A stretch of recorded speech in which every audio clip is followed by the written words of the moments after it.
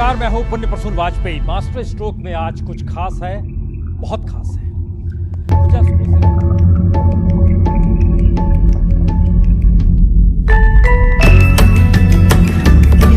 और सभी का पैसा सुरक्षित है, ये मैं आपको विश्वास दिलाता हूं।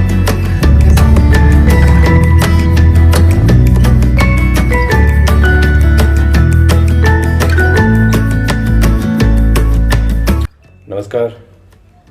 आदर्श क्रेडिट कोऑपरेटिव सोसाइटी के सभी सदस्यों को मेरा प्यार भरा नमस्कार। उम्मीद करता हूं कि सभी अपने परिवार, अपने घर में सुरक्षित हैं और अनलॉक का जो पीरियड ये चल रहा है उसमें आप अपना ख्याल रखते हैं और गवर्नमेंट पे बताए हुए जो नियम है, जो सोशल डिस्टेंसिंग के, मास्क पहनने के, इन सब को आप अच्छे से फॉलो कर रहे हैं।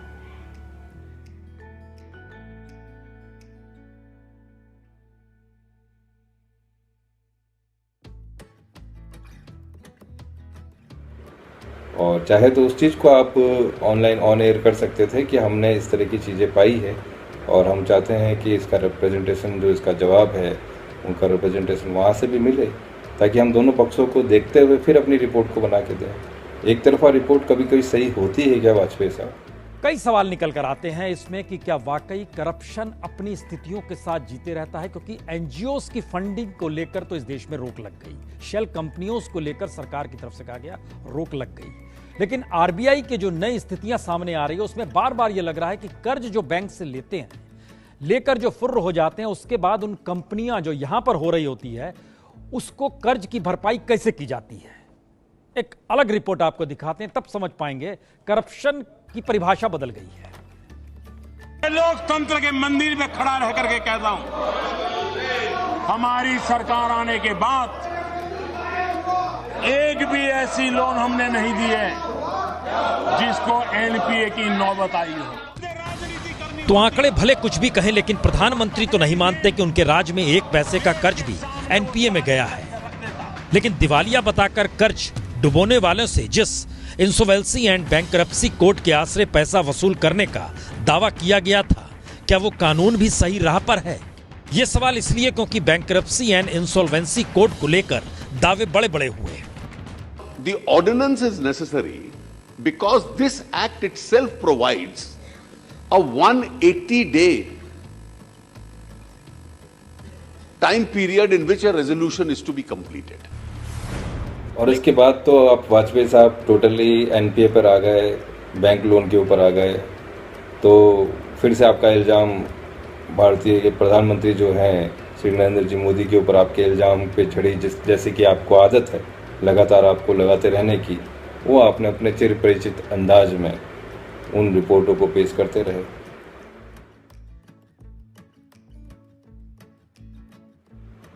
वाजपेयी साहब दूसरे दिन फिर आपकी रिपोर्ट कंटिन्यू रही और 13 तारीख का जो इफेक्ट था वो ये हुआ कि 3 स्थानों पे छापे पड़े आदर्श क्रेडिट कोऑपरेटिव सोसाइटी के अलग अलग ऑफिसेस में। सही बात है। जिक्र हमने कल ही किया था, ललित मोदी का नाम सुना है, नीरव मोदी का नाम सुना है, मुकेश मोदी के घोटाले को दिखलाया था और ऑपरेशन लूट जब कल हमने दिखलाई थी, असर यह हुआ 3 जगहों पर छापा मार दिया इनकम टैक्स डिपार्टमेंट ने, जयपुर, सिरोही और उदयपुर। लेकिन सिलसिला वहीं नहीं थमता है। किस रूप में कैसे पैसे बनाए जाते हैं और पूरा परिवार ही उसमें इन्वॉल्व हो जाता है, जरा देखिए उस रिपोर्ट को।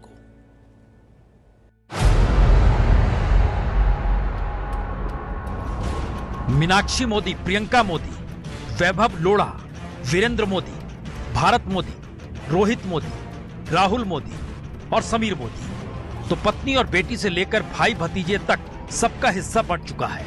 और यही है मुकेश मोदी का वो कुनबा जो आदर्श क्रेडिट कोऑपरेटिव सोसाइटी के 20 लाख निवेशकों के 84 अरब 10 करोड़ रुपए डकारने की फिराक में है, या कहीं डकार चुका है, क्योंकि बरसों बरस से आम जनता से 10 रुपए से लेकर 10,000 रुपए तक लेते लेते 20 लाख लोगों से रुपया अगर जमा कराया जाता है और फिर अकाउंट में दिखाया जाता है 131 करोड़ 63 लाख रुपए, तो आप क्या कहेंगे? मेनली ओरिजिनली तो वीरेंद्र मोदी था, जिनका छोटा भाई है एक। लेटर स्टेज में उन्होंने अपने डॉटर को इंट्रोड्यूस किया, इस सोसाइटी के एमडी बनाया था, लेकिन मुझे मालूम पड़ा कि भाई आदर्श सोसाइटी अब कभी भी जाएगी आगे पीछे, जेल भी जाना पड़ सकता है, तो इसने अपने बेटी को और जमाई को सबको वहाँ से रवाना कर दिया। अब अपने छोटे भाई जो वीरेंद्र मोदी है उसी का लड़का है Rahul Modi, now he is the MD. और हमने कल ही आपको दिखाया था कि मुकेश मोदी कैसे आदर्श क्रेडिट कोऑपरेटिव सोसाइटी के अरबों रुपए कर्ज के तौर पर अपने परिवार की फर्जी कंपनियों में जमा करा चुका है। अब जरा इन दस्तावेजों को गौर से देखिए। इसमें तकरीबन 59 कंपनियों के नाम लिखे हैं और इन सभी कंपनियों के डायरेक्टर मुकेश मोदी या उनके परिवार के लोग हैं। इन 59 कंपनियों को आदर्श क्रेडिट कोऑपरेटिव सोसाइटी की तरफ से 1546 करोड़ रुपए का कर्ज भी दिया जा चुका है, जिसे लोन कहते हैं। यानी मुकेश मोदी ने अपने ही परिवार के लोगों को निवेशकों के 1546 करोड़ रुपए बांट दिए। और यह कहानी सिर्फ यहीं खत्म नहीं होती। लूट के इस धंधे में मुकेश मोदी ने परिवार के अलावे अपने दोस्तों और भरोसेमंद कर्मचारियों का भी इस्तेमाल किया और इस तरह से 134 शेल कंपनियां और बनाई, जिनमें दोस्तों और कर्मचारियों को डायरेक्टर बनाया गया। और इस लिस्ट में मुकेश मोदी के परिवार के अलावे उसके बाकी करीबी लोगों के नाम है। इन सभी लोगों को अलग अलग कंपनियों में डायरेक्टर बनाया गया है और इस तरह से अपने करीबी लोगों की 134 कंपनियों को भी 2545 करोड़ रुपए कर्ज के तौर पर दे दिए गए। तो परिवार की 59 कंपनियों और दूसरे करीबी लोगों की 134 शेल कंपनियों को आदर्श क्रेडिट सोसाइटी के कुल 4091 करोड़ रुपए दिए जा चुके हैं। यानी निवेशकों के कुल जमा 8410 करोड़ रुपए में से लगभग आधा मुकेश मोदी अपने परिवार और करीबी लोगों को बांट चुके हैं। वाजपेयी जी, मेहनत आपने बहुत की है। हो सकता है कि आपकी मेहनत नहीं है, आपके पास में रेडीमेड डाटा कहीं से उपलब्ध हो गया, जिसको क्रॉस चेक भी करना आपने शायद ज़रूरी नहीं समझा होगा। जो नंबर ऑफ कंपनीज का आपने नाम लिया वो अपनी जगह सही है। क्या उनकी बैलेंस शीट को आपने प्रॉपर्ली देखा? उनके प्रॉफिट एंड लॉस अकाउंट को आपने देखा? क्या उनकी एसेट्स को आपने, लाइबिलिटीज़ को आपने देखा? उनको देखे बिना ही आपने पैसा डकार जाने का जो इल्ज़ाम लगाया है वो एक बेसलेस है। और एक आपके जैसे बहुत ही अच्छे जर्नलिस्ट के द्वारा इस तरह की रिपोर्ट पेश की जाना थोड़ा सा अचंभित करता है।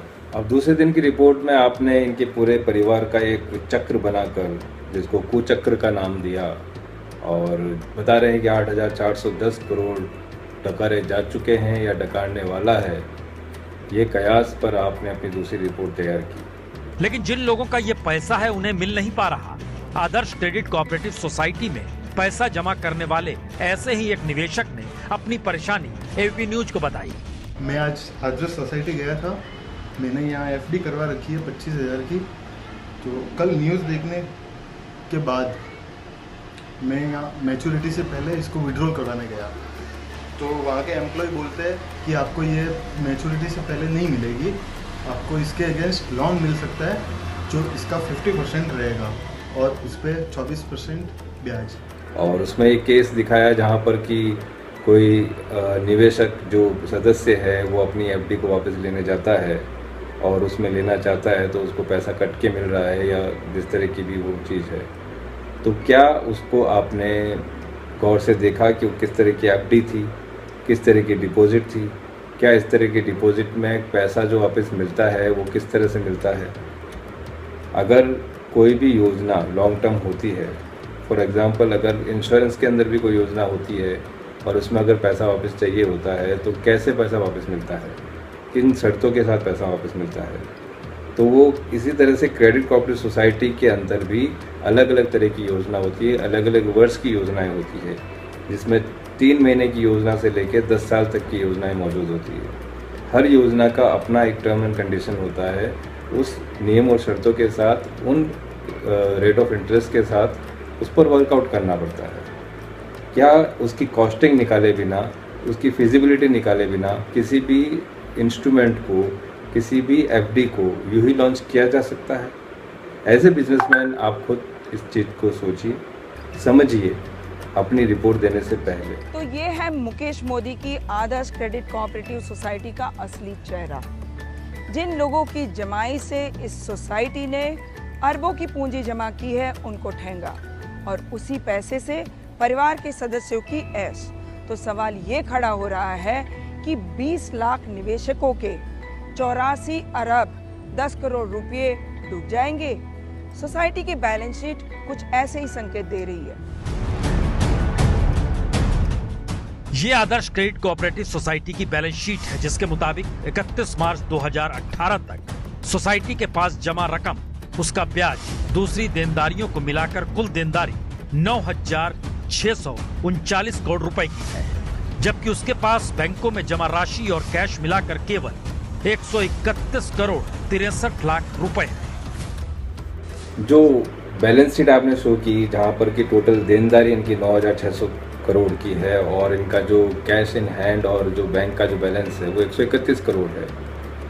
तो ये बैलेंस शीट के साथ आपने चेक किया कि एसेट्स, लोन पे कितना पैसा है, एसेट्स कितना है, क्या उनके ऊपर गौर किया?